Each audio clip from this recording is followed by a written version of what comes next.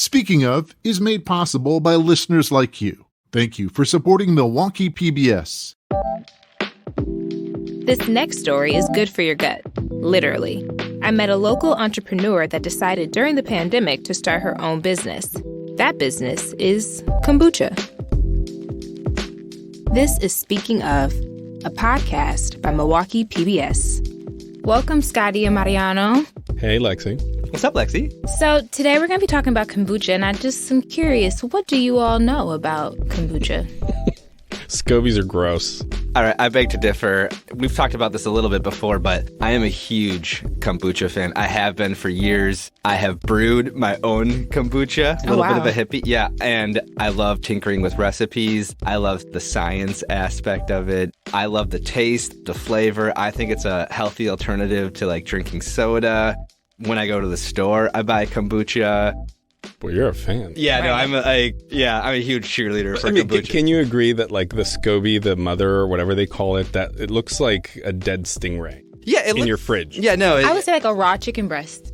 Yeah, I was going to go. That's been out for a while. I was going to go with placenta. So we got raw chicken breast, placenta, Dude, too soon. No, I don't think placenta. By too That's soon, I a mean, bit like, much. My youngest is 5 years old. I could bring up a photo and compare and contrast it, and I think I would probably change your mind. But chicken breast actually is a raw chicken breast actually is a pretty good description of it. But it's like a pretty perfectly round disc, somewhere in between the size of like a hockey puck and a frisbee. And basically, it's like a live. Did you know SCOBY is an acronym? SCOBY I didn't know that. Yeah, so it stands for Symbiotic Culture of Bacteria and Yeast. And basically, its magic trick is that it turns carbohydrates like sugar and it ferments them. And, okay, Scotty, don't tell the story before it starts. We can cut that. Right, he's giving away. Yeah. He's giving away all the good stuff too early. Sorry. Yeah. So, Scotty, you said you love kombucha so much. You're so passionate about it. Would you ever start your own kombucha business? Boy, taking a passion like that to scale just sounds like maybe I lack the imagination or sort of the business acumen to do it, but it sounds like a tough thing to pull off. I don't think I'm savvy enough to do it, but I love the product, absolutely, 100%. Not to mention that just based on this podcast and what I think is coming, there's definitely stiff competition in town. Speaking of starting a new business, I think one of the things that really captivated me was that Alesia Miller started this full-time business after 20 years of teaching music. And the one other kicker, she decided to do this during the pandemic. So as millions of people are losing their jobs and stability, Alesia Miller is part of another massive group that's being called the Great Resignation. I found out that as a mom and as a teacher and as an entertainer, a lot of times we put ourselves last, and I wasn't taking care of myself. And one visit to the doctor's office really just changed my life. I found out that I was pre-diabetic, and I found out that my acid reflux was so bad that I would end up having to have surgery for nodules. Okay, can you just quickly explain what a nodule is? So according to Google, because I am not a medical expert, a nodule is a growth of abnormal tissue, and in this case, that growth would be on vocal cords, and they're usually associated with overuse. All right, thanks for clarifying. Back to the story. So surgery is always a major thing, no matter how small, right? But I think the thing that shows the gravity of this injury for Miller is that she's a singer. She mentioned she's a music teacher, and in addition to that, she's a very talented singer and performer. Come, beloved, and rest your mind. Leave the things of this world behind. I grew up wanting to be Whitney Houston. I think a lot of young girls wanted to be Whitney. I've been blessed with an amazing talent, and more than a talent, a gift. And that gift has put me in rooms and in situations that even to this day, I'm so surprised. You'll find the peace you seek into the desert. Oh my God. She's incredible. Yes. She is good. Now, what type of music would she typically sing? Was it like jazzy numbers, do you know? Or was it like... She's been very R&B. Yeah, very R&B, and she's been in a number of stage plays. So she does a mix of genres, but I would say mainly R&B and theater. So yeah, tough break for a woman with a beautiful voice like that to have a nodule on her throat. Yeah, so obviously she was seeking something where she'd have a fast recovery time without a major invasive surgery. I think that's what destroyed Julie Andrews' singing career, nodules and the surgery that came afterwards. Whew, that voice, though. Wow. Mm-hmm. The recovery time for nodules can range from weeks to longer than 6 months. So Alesia was open to solutions outside of surgery. I mean, I don't know any entertainer eager to have their throat cut open. I talked to my sister and she was telling me about this elixir that she was drinking, and it smelled like feet and it was disgusting, but it was great for you. And I tried it. I really was not a fan, but I was a fan of how it made me feel. And that mysterious, smelly elixir was kombucha, a blend of fermented teas, sugars, bacteria, and yeast. Many drink it for health benefits like probiotics and antioxidants. All right, time out. Did they really just say it smells like feet? Yes. It does not smell like feet. Some kombucha does smell like feet. Look, I'm not a big fan, but I think I also don't have the best sense of smell. If my feet smelled like strawberry and ginger, I'd be okay with it. But not all kombucha smells like that. There are some kombuchas out there that don't smell that great. They don't taste that great. Yeah, so. no, yeah, I agree. And some are very vinegary or That's more my experience. Yeah. Is there a straight kombucha? Because it always seems that kombucha has strawberry or ginger or chai or some weird thing. I've definitely had some that are more plain, but before I had tried this particular brand of kombucha, a lot of the ones I had tasted were kind of vinegary or bitter, and I was like, I don't understand why anyone would drink this for enjoyment, honestly. So basically you just teased that you think hers is better. Oh, I didn't say that. I'm just saying, it sounded quite a bit like... Well, you have to keep listening. At least it doesn't smell like feet and vinegar. I do think it is a polarizing drink. I remember wanting to introduce it to my family. I'm like, Mom, you're going to love this. And she just was like, what is this? It was like an alien form. She just could not understand it. So a lot of people, if they don't like it, then they have a lot of misconceptions about it. For the novices, I tell them that it's a bubbly probiotic or sparkling probiotic tea. But really to go inside of it, there's that SCOBY. We have to bring it back to the mama, which I always talk about, her being the amazing piece. That symbiotic culture of bacteria and yeast. So we have a mixture of water, we have a mixture of teas, and then we have sugars, and then we have this amazing culture called the SCOBY. She spits out acids, she spits out enzymes, and then we get the probiotic. So basically what happens is when we drink this drink after she's had her fix, those enzymes go into our gut and they fight the bad bacteria. So it's a way for us to rid ourselves of old toxins and things that are in our systems that we need to get rid of. But before Alesia learned the science behind the SCOBY, she fell in love with how the bubbly drink made her feel. I saw things change. I saw my numbers change. I saw that my energy increased. I saw that the bout of depression really was lifting over me because I started to feel a lot better.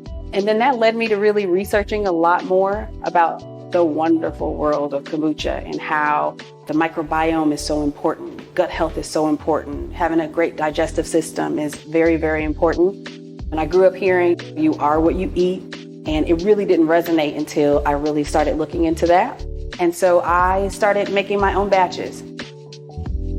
So are there any studies or medical opinions, expert opinions about the benefits of drinking kombucha? Well, from what I could find online, limited evidence suggests kombucha tea may offer benefits similar to probiotic supplements, including promoting a healthy immune system and preventing constipation, because that's so glamorous. At present, though, valid medical studies of kombucha tea's role in human health are very limited, so it's hard to say just how significant the impacts can be. Alesia, however, was very much impressed with the results and even inspired. But there is a lot of research around fermented foods. And I think another argument you can make is that if you're grabbing a kombucha off the shelf as opposed to a super sugary cola, type of drink, maybe that's a healthier alternative. Absolutely. And I think in my own personal experience, I think we're all kind of lactose intolerant at this point. So I remember my roommate, my first experience with kombucha was whenever she had a bunch of dairy, she would always down a bunch of kombucha to try to clear herself out. And I found myself early in the pandemic, I was, eating a bunch of ice creams and cheeses because we were on quarantine and like what to do during quarantine except eat dairy in Wisconsin. And I went to the store, I switched my milk from regular milk to oat milk, but on top of that, I did get kombucha. So it did help me in that regard. Interesting. And I brewed and brewed, and I had explosion after explosion, and I tried flavor after flavor until I finally honed in on like 20 recipes, believe it or not. And then I started sharing it with my friends and family. My mom actually came to me and said, I think you have something, and I think this is something that you should really share with other people. And so February 14th, I was sitting in my mom's house. I was trying to figure out what angle I wanted to go in my life. And I said, I'm going to do it.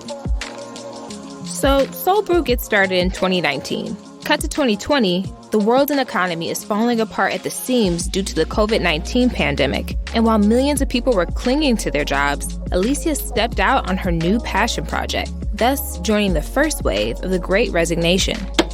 All of a sudden, it seemed like everyone I know was changing jobs or stepping off the career ladder. In the month of May alone, 3.6 million Americans quit their jobs. Labor and workplace experts are predicting a post-pandemic resignation boom. New data signals the Great Resignation, as some are calling it, is real and may be happening sooner than expected. Well, from a crisis of democracy to a crisis in the workplace. As the pandemic eases in some parts of the world, we're seeing a so-called Great Resignation. I'm going to admit that I didn't really have a whole lot of information of this as a, branded, if you will, term.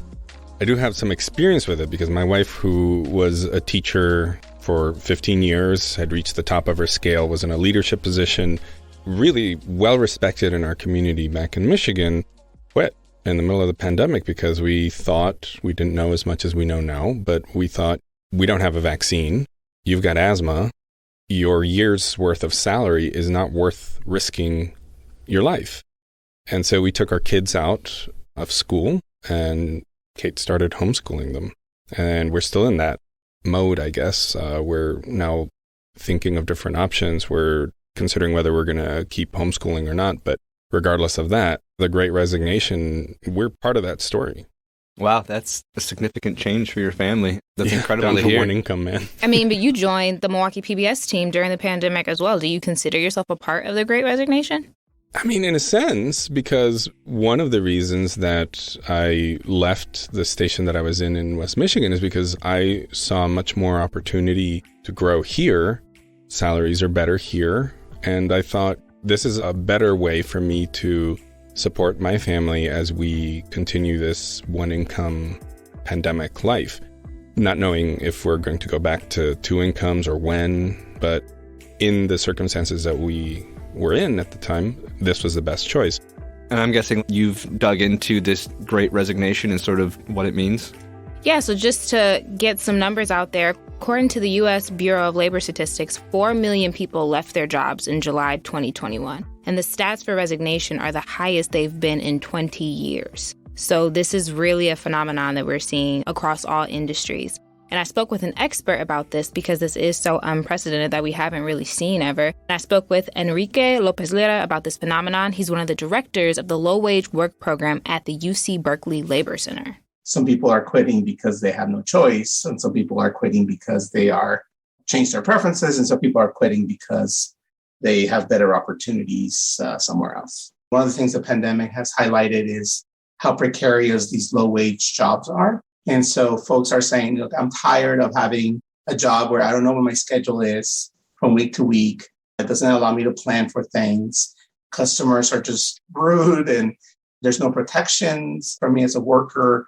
I'm at the mercy of my employer and I'm just fed up with this. And I'm going to try to find something else to do because I just don't want to be in this type of work anymore. And so those are very different reasons why people are transitioning or pivoting. We're seeing that with high-tech folks, and we're seeing that with nurses as well, which are some of the highest paid jobs. And that has to do with burnout. So the demands on high-tech folks through the pandemic are pretty high because people are doing all the work virtually. So that requires IT people to really be working all the time in many cases. And so some of these people have high paying jobs with nice benefits, but they're burnt out. They're like, man, I'm working 60, 70-hour weeks and I don't see this ending anytime soon, because now a lot of these companies are saying we're going to be virtual forever. And so they're just burned out. Same with nurses through the pandemic, right? They're working constantly for the high demand that's been put on hospitals and doctors and nurses. And they're saying, I love what I do, but I'm just burnt out. I just can't deal with this anymore. So of that mixture of reasons, Lexi, what would you say what speaks to her story? Basically, she was of the wave of people in the Great Resignation that decided to leave their jobs to pursue their passion. And she knew it was risky. Obviously, her family knew it was kind of a gamble for her, especially being the only Black-owned kombucha company in the state of Wisconsin. I just want to clarify that for listeners, they may think that Alesia left during the peak of her health struggles, but she actually took a brief sabbatical and returned to teaching while she was initially starting Soul Brew part-time. But then the pandemic hit, and my family thought I was crazy because I was just like, I'm not going back to teaching. I believe in this. And there's something else that's important to add context on why this new venture may have had her family just a tad skeptical. I am the only Black woman-owned kombucha company in the state of Wisconsin. I went into a pitch one day and I was like, kombucha, normally seen as a white hippie drink, and they all fell out. And they said, yeah, it is, but it's great for everybody. A large part of Alesia's passion is helping others the way her sister's suggestion helped her with her own health struggles, especially in communities of color where hypertension and diabetes are more prevalent. Soul Brew, for me, is a way to really get people to understand that there is something out there that can help. So one of the biggest campaigns that I want to push is prevention over prescription. A lot of times, instead of us really trying to get down to the bottom of why we are feeling the way we're feeling, whether it is emotionally, whether it is just our health in general, we go ahead and we take these medicines because that's going to fix it. And again, I have to go back to we are what we eat. And in this case, we are what we drink. Yeah, one sugary drink a day puts you 26% higher at risk for developing diabetes. And when I realized in my community alone, the numbers were astonishing, how many people were walking around dealing with that. My faith is so strong and I want to do this. And I know people will hear what I want to say and they'll taste this and they'll love it. And people have. Soul Brew is dominating local farmers markets, and she has partnerships with the vegetarian restaurant Beans and Barley, as well as a local co-op-owned grocery store, Outpost. Alesia has received a slew of grants, one from recent NBA champion and Milwaukee Buck, Drew Holiday. And even with this success, she still remembers the hard days and nights of sacrifice she's put in to make this dream come true. When I got in Beans and Barley, it was just me. When I got in Willie Street, it was just me. And I worked tirelessly, 16-hour days, sometimes 24 hours just to make sure that I got it together. So being in this space now, being able to scale up, it means so much. Can I just say, when I heard her say, I'm not returning to teaching because I believe in this, that's an incredible statement, to believe in herself, to believe in that company, to believe in this product. I don't know if I've ever really felt that before, where I would put my own safe income on the line and totally leave that and take a leap of faith like this. It's incredibly admirable. Especially with something you're so talented in. We heard her voice earlier and it was magnificent, and she'd been teaching for 20 years. So she really was just giving up a life that she knew for so long for something that she had no background in really, and there was no guarantee that it would be successful right off the bat. And she talked about some of the locations that she's now in, but in addition to the farmers markets. I happen to live in the River West neighborhood. I go to my local co-op, and I have tried some of the flavors of Soul Brew. And I know she has a Black Lives Matter flavor, which is blackberry, lemon, and mango, which is pretty cool.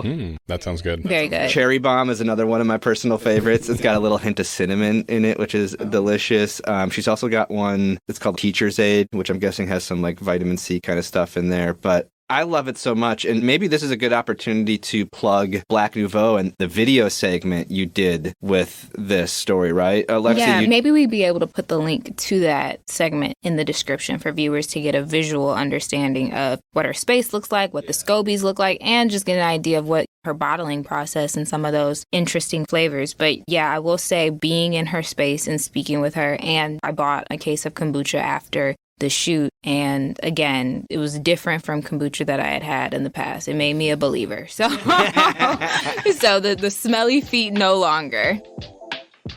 So guys, I know this is so sad to say, but this is my last segment for this go round of our for season 1. Yeah. Whoa. Can we just quickly recap? So your first episode, second episode, and third episode, do you think there's just a quick synopsis and whether you think there's a through line? Is there sort of a common theme between the three?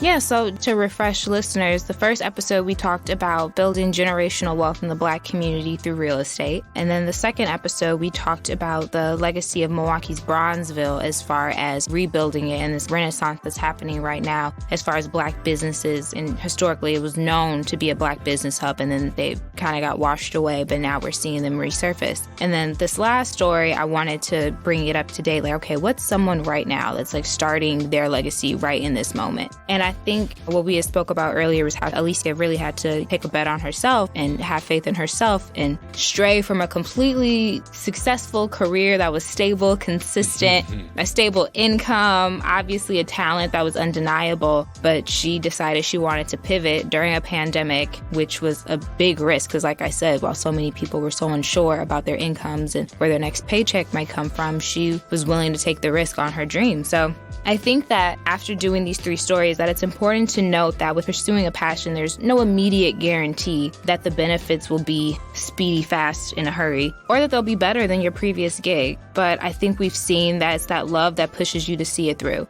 And in a lot of my stories this season, there was this theme of legacy and building something from the ground up. And we heard from that real estate developer. We heard about the rise and fall of Bronzeville. And here's a story of a legacy that's early in its journey. So I think a common theme throughout these stories is that I'm not trying to share stories that are telling you to just give up on working entirely, right? But we are seeing people who are realizing that all the time, resources, and energy that you may spend breaking your back for someone else's dollar, we've been seeing people push back and decide to invest those resources back into themselves and their passions, even when it's difficult.